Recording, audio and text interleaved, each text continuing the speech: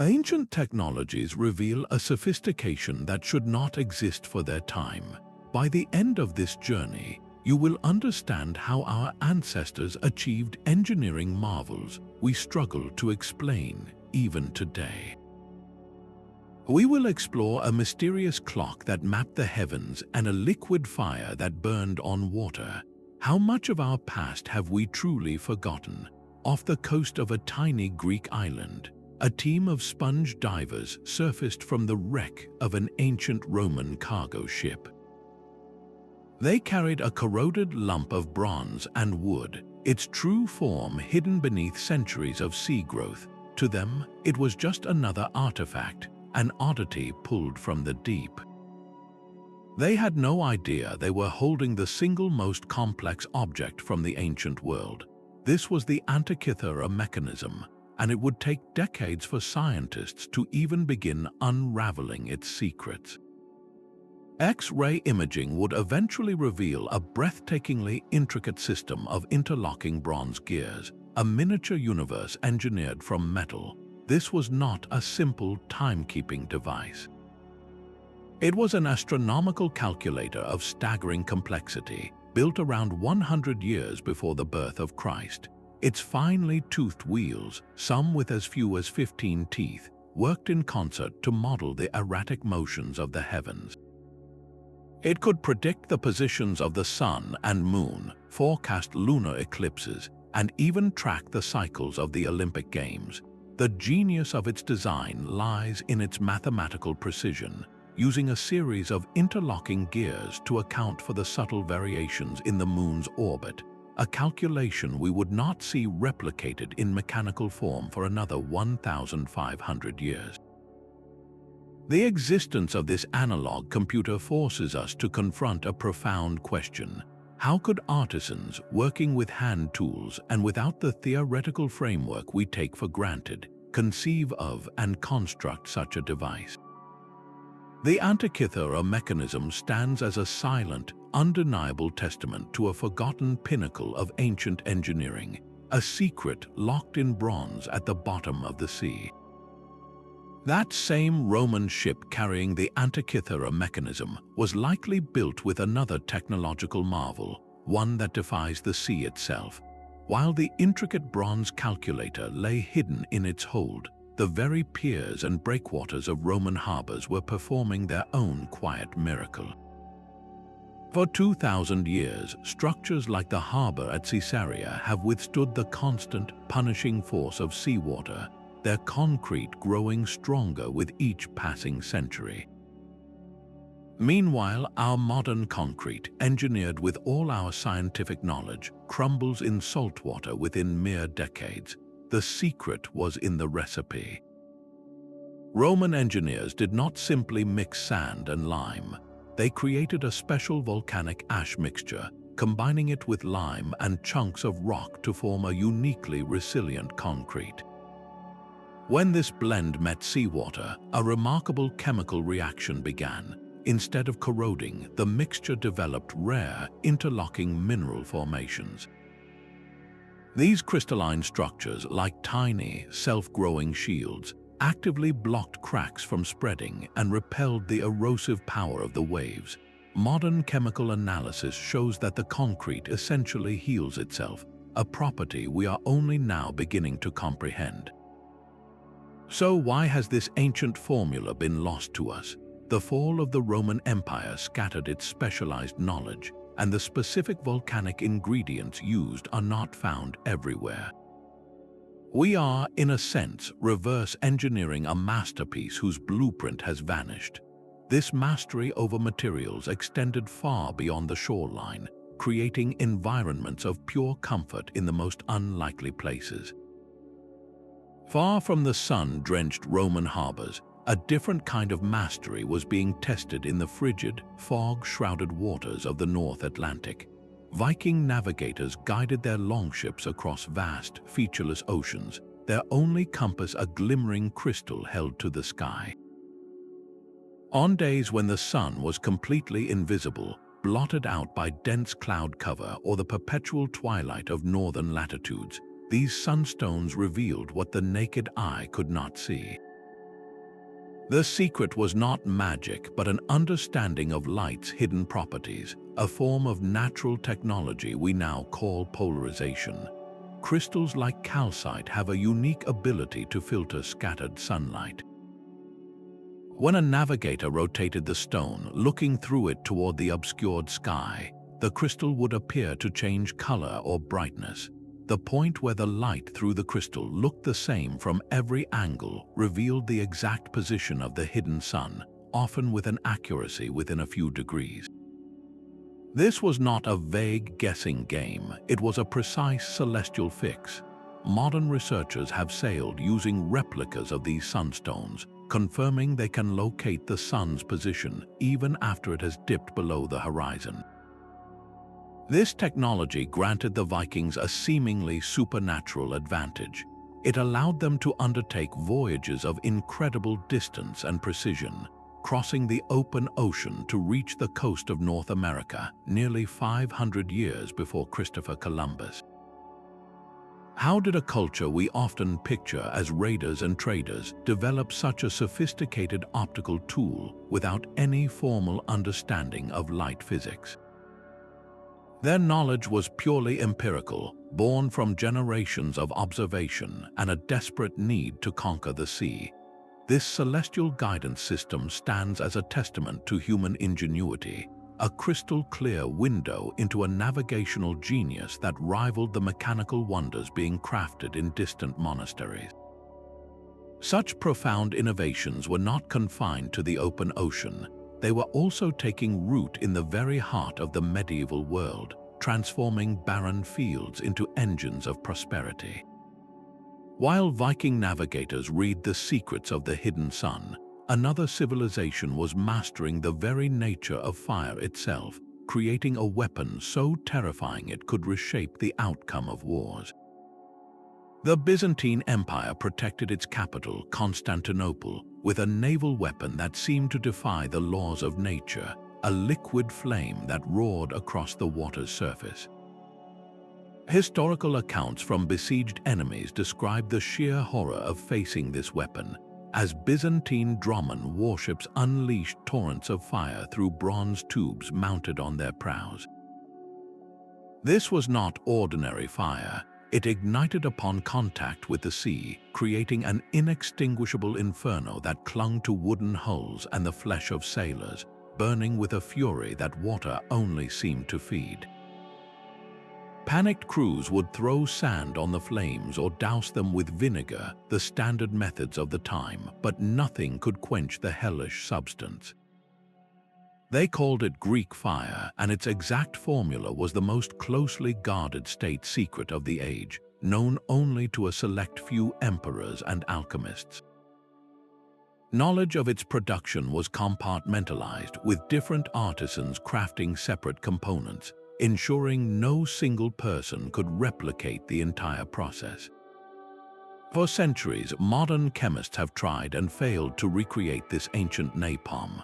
The base was likely a type of crude oil or naphtha, but the secret ingredients that allowed it to burn on water and resist extinction remain a mystery.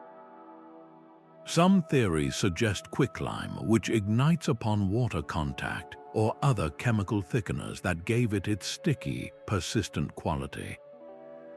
What precise chemical knowledge did these ancient engineers possess that our own laboratories, with all their advanced equipment, cannot fully decipher? The loss of this formula with the fall of Constantinople represents one of history's great technological disappearances, a stark reminder that progress is not always a straight line. This mastery over destructive chemistry finds a parallel in a far more peaceful, yet equally mysterious architectural achievement that would define a continent for 1,000 years. High above the stone floor of a medieval cathedral, a symphony of iron and gravity began to play. Within a towering frame of forged metal, a heavy weight slowly descended, its steady fall channeled through a labyrinth of interlocking gears. This was not just a machine to mark the hours, it was a mechanical mind built to comprehend the heavens. The heart of this wonder was the verge escapement, a simple yet brilliant device that should not have been possible with the era's limited metalworking. Its purpose was to tame the raw force of the falling weight, converting a continuous pull into a series of measured, rhythmic ticks. A crown-shaped wheel pushed by the gears would catch on two pallets, rocking a vertical bar back and forth. Each swing allowed the wheel to advance just one tooth, releasing the energy in tiny, controlled bursts. This fundamental innovation, the mechanical heartbeat of the clock, transformed time from a vague concept into a quantifiable, precise entity. The sheer precision required to hand-forge these components is staggering. Without standardized measurements or modern tools, blacksmiths and clockmakers had to file each gear tooth to perfection, ensuring they meshed without jamming or slipping. The Salisbury Cathedral clock, built around 1386, is a testament to this forgotten craftsmanship. Its original iron gears, worn smooth by over 6 centuries of operation, still turn today. Modern mass-produced clocks come and go, but this medieval marvel endures, its longevity a silent challenge to our own disposable age. But these clocks were more than just timekeepers, they were analog computers. Their intricate gear ratios were calculated to model the cosmos, tracking not just the hours but the movements of the sun and moon, and even predicting the shifting dates of religious festivals. How did these artisans achieve such mathematical sophistication, designing complex gear trains that translated celestial cycles into the turning of a hand? They were engineers of time, weaving astronomy, faith, and metal into a single, ticking masterpiece. This same genius for harnessing natural forces with intricate machinery would soon be applied to a different element, as medieval minds learned to command the very flow of water itself. While the great clocks of Europe harnessed time, an empire in the heart of the desert was mastering the very air. In the blistering stillness of a Persian summer, when the sun felt like a physical weight, the rooftops of ancient cities came alive. Towering chimney-like structures called badgers or windcatchers reached for the sky, their open faces oriented to capture the faintest whisper of a breeze. This was not passive architecture, it was a machine sculpted from mud, brick, and stone, an air conditioning system that ran on the desert wind. The genius of the badger lies in its simple, profound manipulation of pressure. As wind strikes one side of the tower, it is forced downward, creating a high-pressure zone that pushes cool air into the living spaces below. At the same time, the low pressure on the opposite, leeward side of the tower acts like a vacuum, actively sucking the warm, stagnant air up and out of the building. This creates a continuous, self-sustaining circulation, a breath of fresh air for entire homes without a single moving part or any source of power. But the cooling did not stop there. The air descending the windcatcher was often channeled over a pool of water or directed into an underground chamber where the Earth's natural coolness would drop its temperature even further. The result was a living environment that could be 10 to 15 degrees Celsius cooler than the scorching world outside, a sanctuary of comfort achieved through pure physics. This mastery of air was perfectly complemented by an even greater feat of engineering running silently beneath the desert floor. The Qanats systems were subterranean aqueducts, hand-dug tunnels that tapped into water trapped deep within mountain foothills. These were not simple ditches, they were marvels of hydraulic engineering, stretching for dozens of kilometers with a slope so precise and gradual that water would flow at a perfect, steady pace for the entire journey, powered by nothing but gravity. The builders used nothing more than simple sighting tools and an intuitive grasp of level to maintain this critical gradient, often less than 1 meter of drop for every kilometer of tunnel. How could they possibly calculate such a consistent decline across such vast distances without modern instruments? Their method was one of relentless patience and accumulated generational knowledge. Teams of workers would dig a series of vertical shafts down to the water table, then tunnel horizontally to connect them, using the shafts not only for excavation but also for ventilation and maintenance. This system prevented the precious water from evaporating under the desert sun, delivering it cool and clean directly to the city and its surrounding farms. The combination of the Qanats' cold water and the Windcatchers' constant breeze created a symbiotic cooling system of breathtaking efficiency. These ancient Persian engineers understood the principles of thermodynamics and fluid dynamics on an intuitive, practical level, building sustainable climate control that modern architects are only now beginning to fully appreciate and emulate. This profound understanding of the natural world, from the flow of water to the movement of air, finds a startling parallel in the delicate and precise tools that would soon be saving lives in the hands of medieval surgeons. The sterile steel of a modern operating room feels a world away from the chaos of a Roman battlefield, yet the tools a surgeon reaches for share a direct lineage with those used 2,000 years ago. In the temporary field hospitals that followed the legions, Roman military surgeons performed intricate procedures with an array of instruments of startling sophistication. Archaeologists have unearthed medical kits containing tools that are instantly recognizable, their forms refined for a single, precise purpose. There were bronze and iron scalpels with interchangeable steel blades, delicate bone drills for trepanation, and various forceps designed for extracting arrowheads or holding tissues. One of the most remarkable finds is the vaginal speculum, a complex screw-operated device that looks almost identical to its modern counterpart, designed to gently open the body for examination.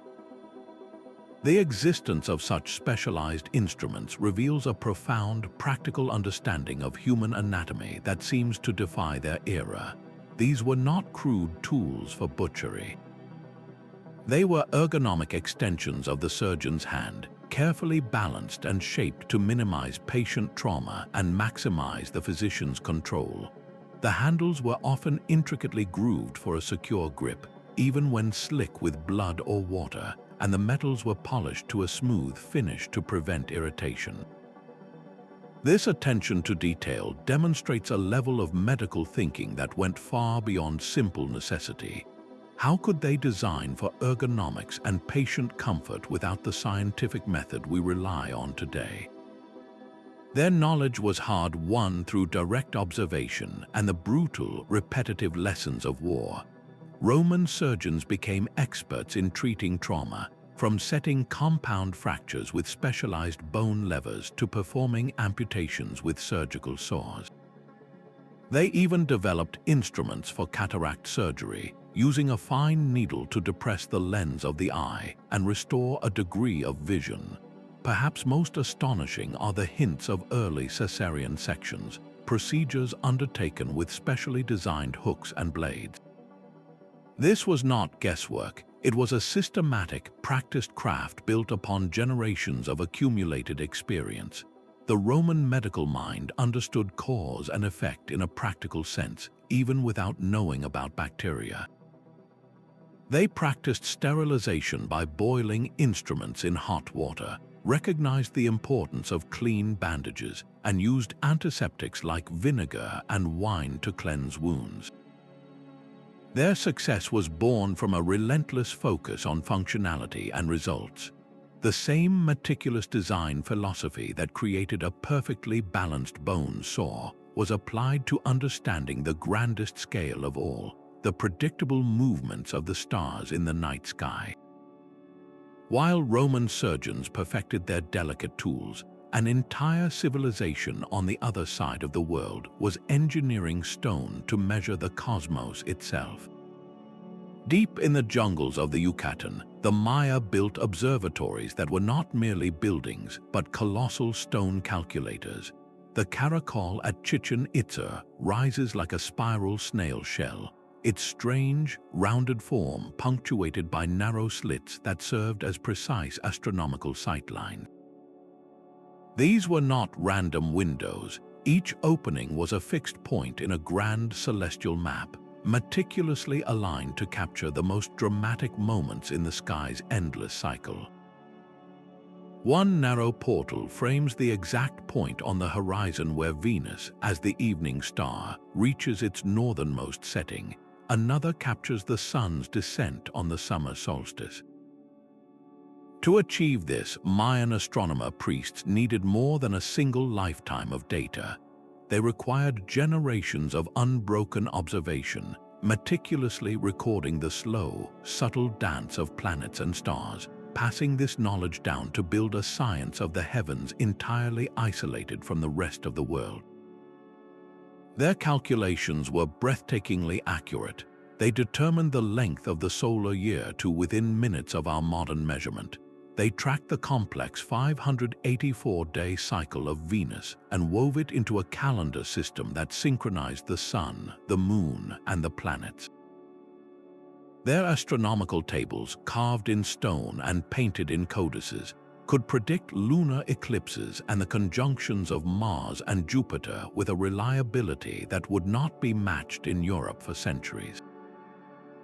How did they develop this sophisticated mathematical astronomy without telescopes, without metal tools, and without any contact with the knowledge of the ancient Greeks or Babylonians? Their genius was one of relentless pattern recognition, of seeing order in the chaos of the night sky and encoding it into the very architecture of their cities.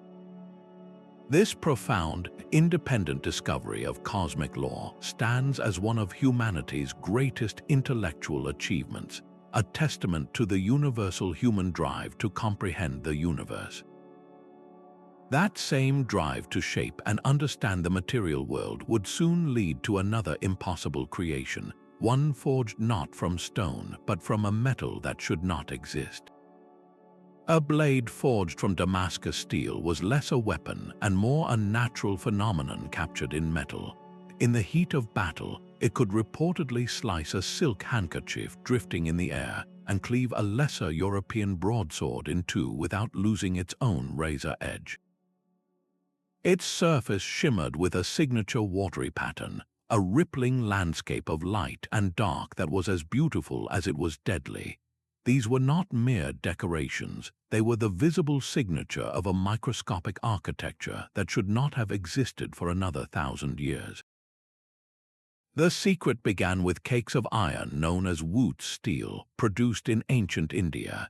This raw material was already special, possessing a high carbon content, but it was the Syrian smiths of Damascus who unlocked its true potential through a ritual of fire and hammer.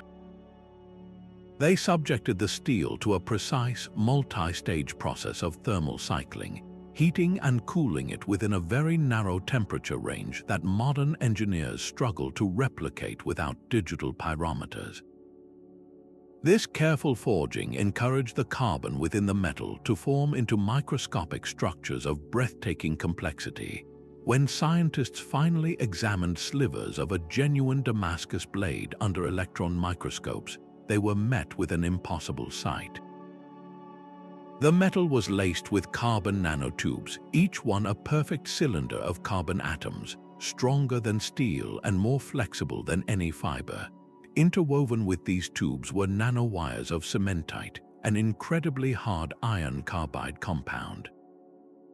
This nanoscale composite material is what gave the sword its legendary properties. The carbon nanotubes provided a flexible, resilient backbone that prevented the blade from shattering under impact, while the cementite nanowires created an edge of phenomenal hardness that resisted dulling. The smiths of old were not just blacksmiths, they were unwitting nanotechnologists. They had no concept of atoms, no theory of molecular structures.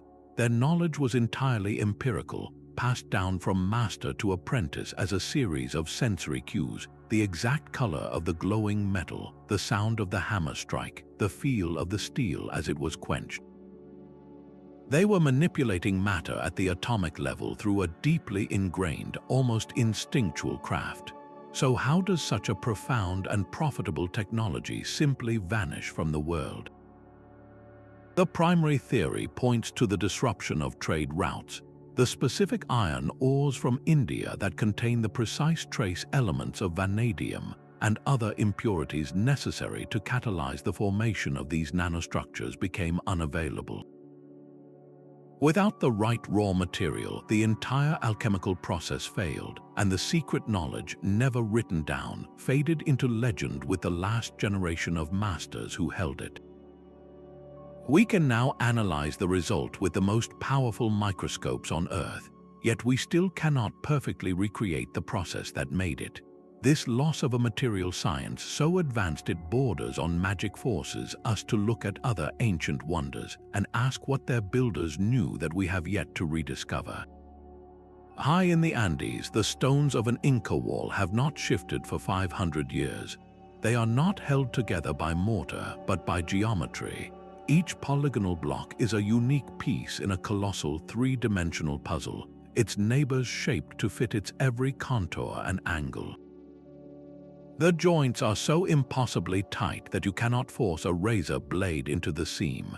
This perfection was not achieved with iron tools or powered machinery, but with patient, relentless labor using nothing harder than stone hammers, bronze chisels, and abrasive sand. Artisans would painstakingly grind the surfaces of these massive granite blocks against one another, using sand as a grinding paste until the fit was flawless. The result was not just a wall, but a living, breathing structure engineered for a land constantly shaken by earthquakes. When a tremor strikes, a modern brick wall, rigid and uniform, cracks and collapses. But the Inca wall dances. The complex interlocking joints and the slight flexibility in the system allow the stones to shift and settle during a quake, then settle back into their original, immovable position once the shaking stops. They are seismic dampeners carved from solid rock. This leads to an even greater mystery. How did they transport these multi-ton stones, some weighing more than 100 tons, up treacherous mountain slopes and through narrow valleys without the wheel, without draft animals stronger than the llama, and without complex pulley systems? The methods remain one of history's most enduring puzzles. Some theories suggest they used log rollers and earthen ramps, while others propose they leveraged the stones on wooden sledges and pulled them with vast teams of laborers. The sheer logistical feat of quarrying, moving, and placing these giants with such precision speaks of a social organization and engineering knowledge that we are still struggling to fully comprehend. How could a culture without a written language, without iron, design and execute construction that outperforms our own in one of the most demanding environments on Earth? Their walls stand as a silent, monumental question, a testament to a different kind of knowledge, one written not in books but in stone. An Inca wall stands through an earthquake because it was built to move, not to resist. This principle of harmony with immense natural forces finds a breathtaking parallel in a different element, on the vast, empty canvas of the Pacific Ocean. While European ships clung to coastlines, terrified of the open sea, Polynesian voyagers were embarking on journeys of thousands of kilometers across trackless water. They guided their double-hulled canoes to specks of land smaller than a pixel on a map, using a technology that left no physical trace. Their instrument was the world itself, read with a precision we would now call superhuman. These navigators, known as wayfinders, carried mental star maps of incredible complexity. They did not just know the major constellations, they had memorized the precise rising and setting points of nearly 250 stars, using each one as a fixed celestial landmark. As their canoe moved, the star compass in their mind would rotate, one star setting and another rising to take its place as their guide. But the sky was only one part of their sensory symphony. They learned to read the ocean swells, feeling the subtle shifts in rhythm and direction through the hull of the boat. A long, regular swell might indicate a distant weather system, while a sudden cross swell could mean an island was disrupting the ocean's flow over the horizon. They watched the clouds, noting how puffy cumulus clouds often form over the heated land of an island, and they observed the flight patterns of birds. A tern flying out to sea in the morning and returning at night was a sure sign that its nest, and therefore land, was within its flying range.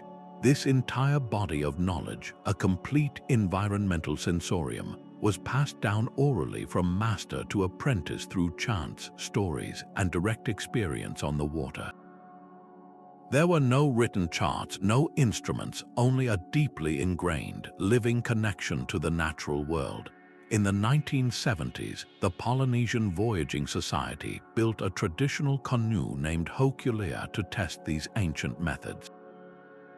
With a navigator using only the stars, waves, and wildlife, the Hokulea successfully sailed from Hawaii to Tahiti, a voyage of over 4,000 kilometers, proving that this was not legend but a highly reliable science of the senses. How could a culture develop such an intimate, sophisticated dialogue with the natural world? Their wayfinding was not just a set of techniques, it was a philosophy, a different kind of technology built on observation, memory, and a profound trust in the signs the world provides.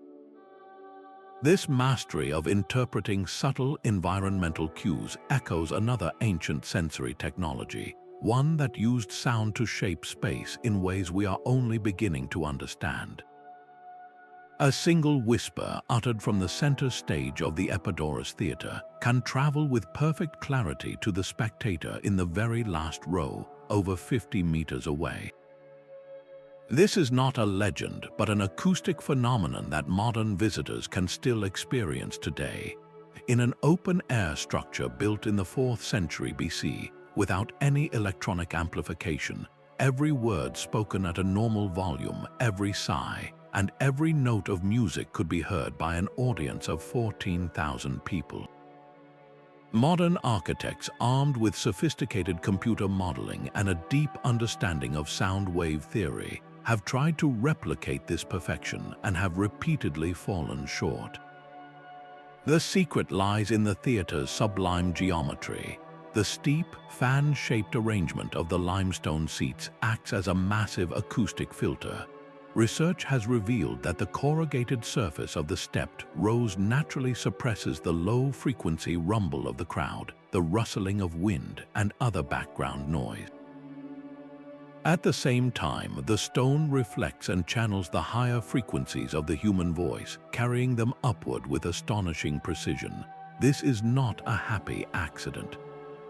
The precise mathematical proportions of the theater, the angles of the seats, and even the material of the stage floor were all calculated to amplify the frequencies most critical for understanding speech. How could Polykleitos the Younger, the theater's architect, possibly have designed this without the formal physics of sound waves? He and his contemporaries worked from a foundation of profound empirical observation. They built, they listened, and they refined their designs over generations, developing an intuitive, practical mastery over architectural acoustics that we are only now beginning to decode with our advanced instruments. This conscious sculpting of sound in stone reveals a mind that thought in terms of waves and vibrations, an understanding of the physical world that feels impossibly advanced. This same genius for manipulating the natural environment with invisible precision would soon be applied to a far grander and more perilous scale, as ancient engineers learned to redirect the power of entire rivers. The same mastery that sculpted sound from stone was applied to a far more vital resource in the heart of a waterless desert. To stand in the rose-red city of Petra today is to stand in a landscape of profound silence and dust, a place that feels utterly removed from the sustenance of life. Yet 2,000 years ago, this was a thriving metropolis of 30,000 people, a bustling hub of trade and culture that flourished in an environment receiving a mere 15 centimeters of rain each year.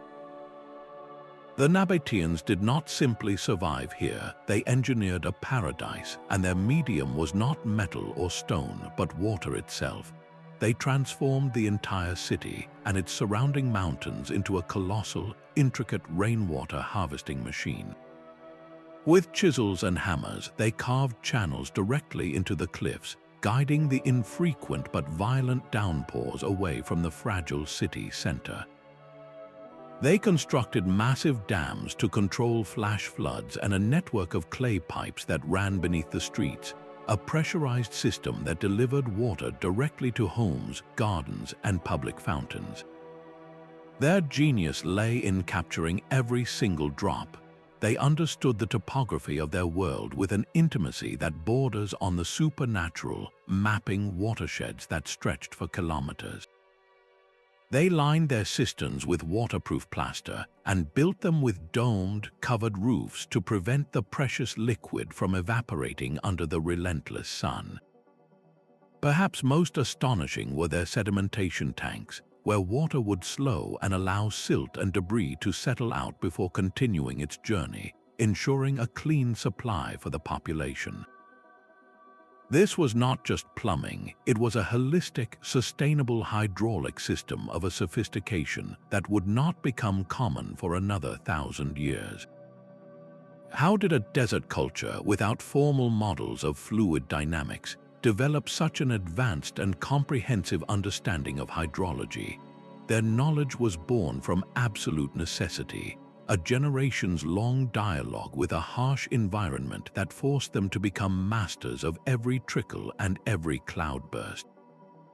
They read the land like a book, seeing the potential for life in every barren slope and dry riverbed. This ability to create abundance from scarcity, to build a civilization in a place that logic said should be empty, stands as one of the ancient world's most profound lessons in sustainable engineering. This same intricate, system-based thinking would soon be applied to a much more whimsical, yet equally impossible creation. A mechanical servant stands in a temple courtyard, and as you drop a coin into a slot, its hand extends to offer a measure of holy water. This was not a scene from a Renaissance fair, but a daily occurrence in the workshops of ancient Alexandria, where engineers like Heron were building automata that blurred the line between statue and machine. These were not simple toys, they were complex robotic actors powered by the elemental forces of steam, water pressure, and carefully balanced falling weights. Heron's own writings describe a fully automated theater, a miniature stage that could perform an entire tragic play without human intervention. After the audience deposited their coins, a series of counterweights would drop, initiating a precise sequence of events. Doors would swing open on their own, small wooden figures would move across the stage on hidden carts, and the scenery would change automatically, all orchestrated by a complex core of ropes, knots, and axles that acted as a mechanical program. The entire performance was controlled by a rotating cylinder studded with pegs, a programmable drum that triggered different actions at specific times, a concept that would not become common again for nearly 2,000 years. These machines utilized camshafts to convert rotary motion into linear movement, and systems of gears and pulleys that distributed power with an efficiency that feels anachronistic. Modern engineers who have built replicas from Heron's precise instructions have found that they work flawlessly, the ancient designs proving perfectly sound. One of his most startling inventions was the eolipile, a spinning sphere powered by jets of steam, essentially the world's first reaction turbine. This was not a theoretical curiosity, it was a working demonstration of steam power, a technology that would lie dormant for centuries before fueling the Industrial Revolution. How could these thinkers conceive of programmable machines and automated servants without the very concept of automation as a field of study? Their inventions were born from a philosophical playground, a culture that saw the universe as a great machine and sought to mimic its divine workings in bronze and wood. They pushed the boundaries of mechanics into a realm we associate with a much later age, proving that the seed of robotics was planted not in the 20th century, but in the echoing halls of the Great Library of Alexandria. A clay tablet baked in the sun of ancient Mesopotamia holds a diagram that would look perfectly at home in a modern physics textbook. On its surface, a geometric shape is carefully inscribed, a trapezoid plotted against a grid of time and velocity. To the Babylonian astronomer who carved it around 350 BC, this was not abstract theory. It was a practical tool for predicting the journey of the god Marduk across the night sky, the planet we call Jupiter. They were calculating the distance Jupiter traveled by finding the area under a curve, a mathematical operation we now call integration, the very foundation of calculus. This was not a one-off discovery. A collection of tablets known as the Astronomical diaries reveals a systematic approach to the heavens, with priests meticulously recording celestial events for centuries. Their goal was to create ephemerides, tables that could forecast the future positions of the moon and planets.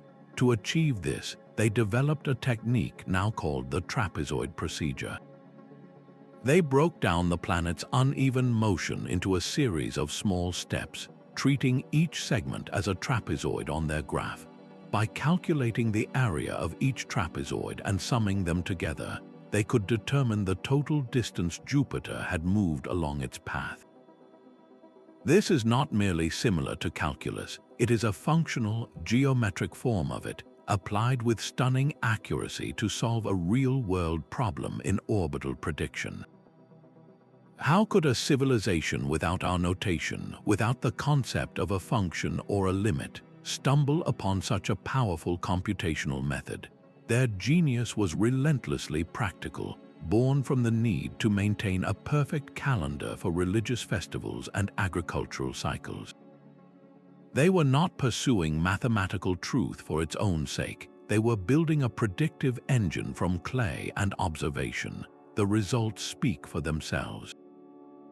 Their forecasts for lunar phenomena and planetary positions remained the most accurate in the world for over a millennium. This reveals a cognitive leap we are only beginning to appreciate, the ability to model a dynamic, changing universe through static shapes and numbers. It forces us to ask if the foundation of all modern science was not invented in the age of Newton and Leibniz, but independently discovered and then forgotten, its secrets waiting in the desert dust for another 2,000 years. The same mathematical genius that charted Jupiter's path found a different expression in the heart of a lake, where land was not found but made. In the vast basin of Lake Texcoco, the Aztec capital of Tenochtitlan rose from the water, a city of canals and glittering temples. Its survival depended on a breathtaking feat of ecological engineering, the Chinampas. These were not mere floating gardens, but artificial islands constructed with a profound understanding of soil science and hydrology. Farmers would stake out rectangular plots in the shallow lake bed, weaving enormous fences from woven reeds and driving wooden piles into the soft sediment to anchor the future island. They then began a process of layering, alternating thick mats of aquatic vegetation with rich mud dredged from the lake bottom. This created a raised, nutrient-dense bed that was permanently connected to the water table, wicking moisture up to the plant roots through capillary action in a constant, self-regulating irrigation system. The canals between the Chinampas were not empty space. They were bustling aquatic highways for canoes and active components of the farm itself. These waterways teemed with life, and the fish and waterfowl within them provided natural pest control, eating insects that might harm the crops. The system was so efficient it never needed to lie fallow. Aztec farmers practiced a form of sophisticated crop rotation and companion planting, growing maize, beans, squash, and amaranth in sequences that replenished the soil naturally. Beans would fix nitrogen in the earth, while squash leaves shaded the soil, suppressing weeds and conserving moisture. This created a closed-loop nutrient cycle that generated staggering yields, up to 7 harvests in a single year. How did they develop this self-sustaining agricultural wisdom without our understanding of nitrogen cycles or soil chemistry? Their knowledge was born from generations of intimate observation, a deep dialogue with their unique environment. They saw the lake not as an obstacle but as a partner, and they engineered an ecosystem that fed a metropolis of nearly 200,000 people without depleting the land. This sustainable abundance, achieved through harmony rather than conquest, stands in stark contrast to the next great wonder, a city planned not for life but for a specific and eternal purpose. While Aztec farmers engineered abundance from a lake, another civilization was perfecting the very blueprint of urban life.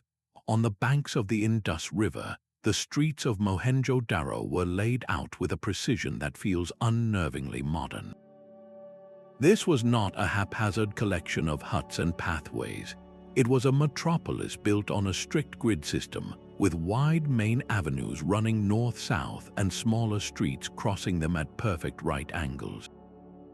Every block was uniform, and every building, from the largest granary to the smallest dwelling, was constructed with bricks of a standardized ratio. These were not rough, hand-shaped clumps of mud. Each brick was fired to a perfect consistency and followed the same exact dimensions, a ratio of 4:2:1, across an area larger than ancient Egypt and Mesopotamia combined. This level of standardization implies a central authority with an almost obsessive focus on quality control, a concept we associate with industrial eras, not the Bronze Age. But the true genius of Mohenjo-Daro was hidden beneath its orderly streets.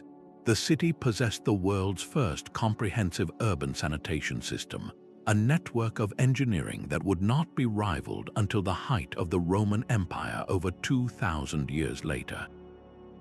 Almost every single house had its own dedicated bathroom, a brick-lined room with a sloped floor that drained into a covered terracotta pipe.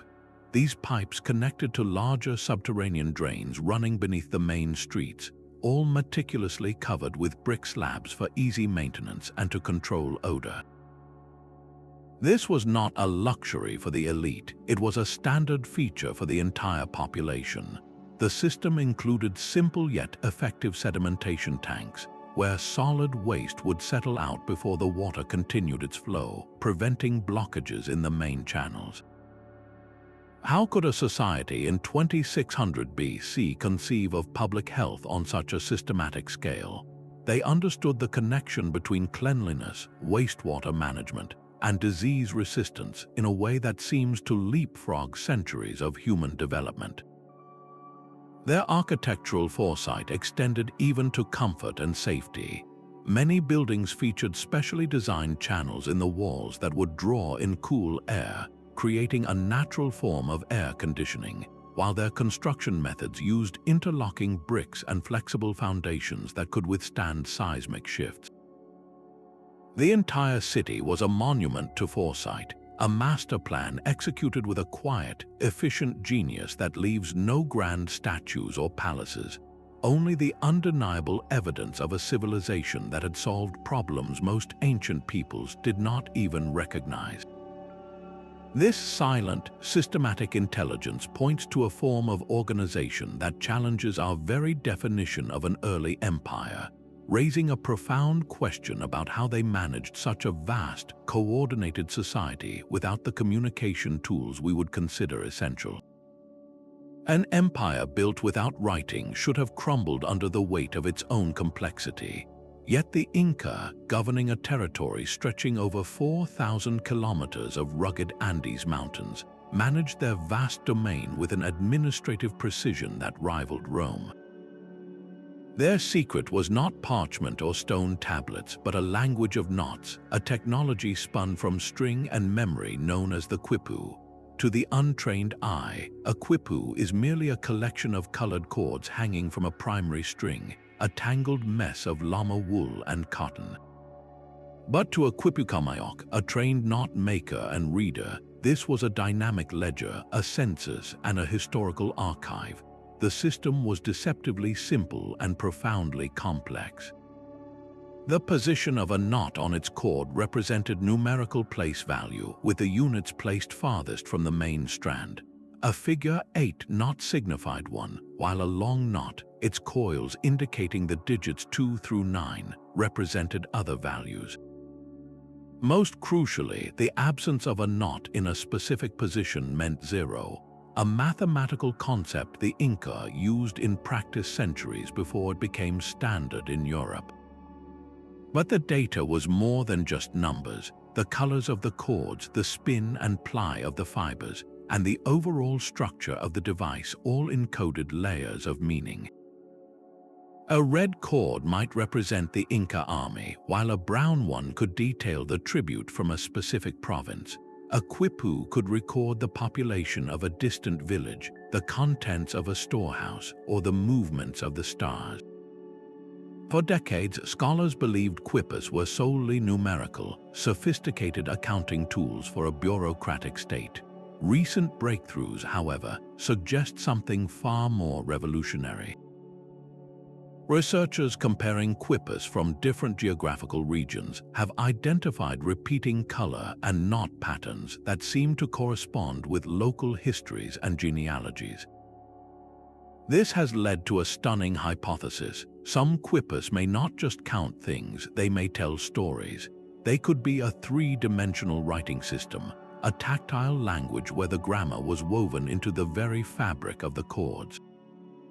How could a civilization develop a complete information technology based entirely on fiber? The quipu was inextricably linked to the human mind. A quipukamayok did not simply read the knots, he performed them, reciting the stored information from memory, using the physical object as a cue for a vast oral tradition. The quipu was the hard drive, and the trained official was the software needed to access the data. This symbiotic relationship between object and memory created a resilient system. A written scroll can be burned and lost forever, but the knowledge on a quipu could be replicated and carried by multiple trained individuals across the empire. It was a distributed network of information, perfectly adapted to a mountainous landscape without paper. The loss of this technology was catastrophic. When the Spanish conquistadors arrived, they systematically destroyed the quipus, seeing them as idolatrous objects or mere primitive curiosities. They executed the quipukamayok's, the living libraries of the Inca world, severing the direct line of understanding. Today, only about 600 quipus survive, and we are left as archaeologists of information, trying to reverse engineer a binary code from a handful of tangled threads. The quipu forces us to ask a fundamental question. What is writing? Is it only marks on a flat surface, or can it be knots in a cord? The Inca built one of the most organized societies in history, using a system that challenges our very definition of a written record, proving that technology can take forms we are only beginning to recognize. This mastery over complex systems, from day to management to monumental construction, finds a parallel in the ancient world's most ambitious and enduring civil engineering projects. A wooden figure perched atop an ornate Chinese chariot always pointed south, its outstretched arm unwavering even as the vehicle turned in circles. This was no magical totem, but a masterpiece of mechanical computation known as the south-pointing chariot. Inside its lacquered carriage lay a gear train of breathtaking ingenuity, a system that used nothing but mathematics and precision engineering to maintain a constant bearing. The secret to its unwavering sense of direction was a form of differential gearing, a mechanism that would not appear in the West until the 16th century. As the chariot wheels turned, these gears automatically calculated the difference in rotation between the two sides of the vehicle. On a straight path, both wheels turned at the same rate and the gears remained balanced. But when the chariot turned a corner, the outer wheel would naturally travel a greater distance than the inner one. The differential gear system sensed this difference, adjusting the rotation of the central mechanism to compensate for the turn. This continuous calculation kept the figure on top perfectly aligned to the south, no matter how many twists and turns the chariot made. It was a mechanical form of dead reckoning, a land-based navigation system that tracked its position relative to its starting point through the pure language of gears. Modern engineers who have built functional replicas from ancient descriptions confirm the design is not only plausible but remarkably accurate.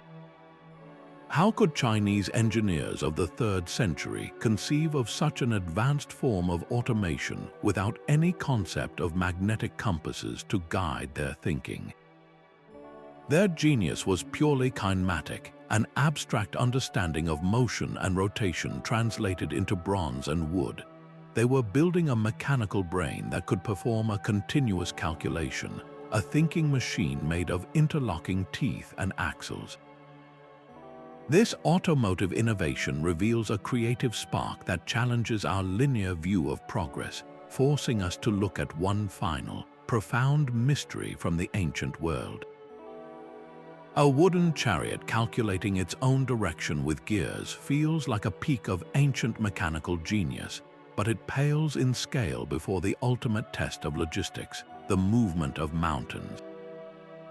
On the banks of the Nile, a 100-ton needle of red granite, taller than a 5-story building, begins a journey of hundreds of kilometers. Its destination is the heart of a new temple complex, and its path is a mystery that has taunted engineers for millennia. The Egyptians did not just build with stone, they commanded it, and their methods for transporting these colossal obelisks reveal an orchestration of human and natural force that borders on the impossible. The journey began at the quarry, where the single piece of stone was meticulously detached from the bedrock using nothing more than stone dolerite balls and copper chisels, a patient process of pounding and abrasion that could take months. Once free, the real challenge began. The monolith was loaded onto a massive, purpose-built sled, a wooden giant resting on sturdy runners. Teams of laborers, sometimes numbering in the thousands, would then pull this unimaginable weight. But how could human muscle, even multiplied 1,000 times, overcome the friction of dragging 100 tons across sand? The answer was ingeniously simple. Artists' tomb paintings and recent archaeological experiments point to a brilliant solution. The Egyptians wetted the sand directly in front of the sled's path. Just the right amount of water dramatically changes the physics of sand, creating a firm, slick surface. The moisture forms tiny capillary bridges between the sand grains, locking them together and preventing the sled's runners from plowing into a pile of resistance. This turns the desert into a near-frictionless highway, effectively cutting the required pulling force by half. With this technique, a team of a few hundred people could move a load that should have required 1,000. The sled would then be dragged to the river and loaded onto a specially designed, massively buoyant barge. These vessels were engineering marvels in themselves, built with a hull shape and displacement calculated to handle a central weight so immense it defied intuition. When the barge was loaded, the river current and teams of rowers in smaller towboats would carry the obelisk to its final destination. There, the most perilous phase began, the erection. Using a system of earthen ramps, levers, and ropes, workers would painstakingly tilt the stone from its horizontal position on the sled into a vertical one, guiding it into a waiting foundation stone with a precision of mere centimeters. One wrong calculation, one frayed rope, and the entire multi-year project would end in catastrophic failure. How did they achieve this with such basic technology?